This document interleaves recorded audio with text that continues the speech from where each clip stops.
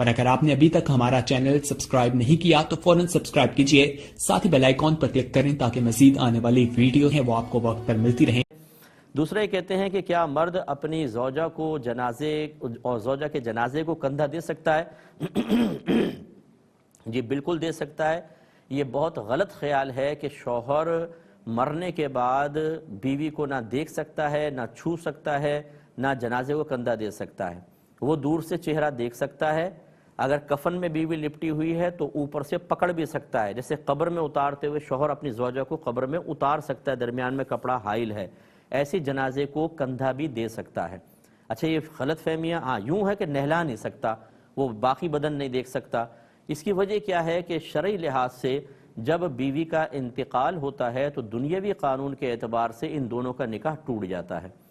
وجہ اسی کیا ہے، نکاح ٹوٹ جانے کی علامت کیا ہے کہ اگر شوہر کی 4 بیویوں ایک کا انتقال ہو جائے، جیسے انتقال ہو یہ ایک اور عورت سے شادی کر کے 4 کی تعداد دوبارہ پوری کر سکتا ہے۔ اگر اس کا نکاح اس سے بریک نہ ہوتا تو یہ تو 5ویں ہو جاتی، اور 5ویں سے نکاح جائز نہیں۔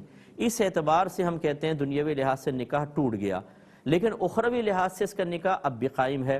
مثال کے طور پر اگر یہ مطلب بیوی کا انتقال ہوا، بروز قیامت چاہے آدمی 4تھی شادی کر لے، بروز قیامت یہ عورت کس کی بیوی اٹھے گی؟ اسی کی اٹھے گی۔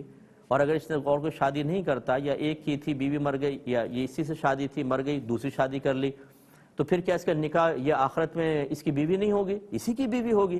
تو اس کا مطلب ہے بیوی ہے۔ اب ان دونوں جہتوں کا لحاظ کیا جاتا ہے۔ نکاح ٹوٹ گیا اس اعتبار سے اس کے جسم کو نہیں دیکھ سکتا، نہلا نہیں سکتا، اور نکاح اب بھی قائم ہے کیونکہ میدان محشر میں دونوں ساتھ ہوں گے، پھر انشاءاللہ جنت میں بھی اگر اللہ کو منظور ہوا ساتھ ہوں گے۔ اس اعتبار سے نکاح قائم ہے۔ جب نکاح قائم ہے تو دیکھ بھی سکتا ہے، جنازے کو کندھا بھی دے سکتا ہے، اور کپڑے سے یعنی کفن کے اوپر سے پکڑ کر قبر میں اتار بھی سکتا ہے۔ افراط و تفریط سے بچیں۔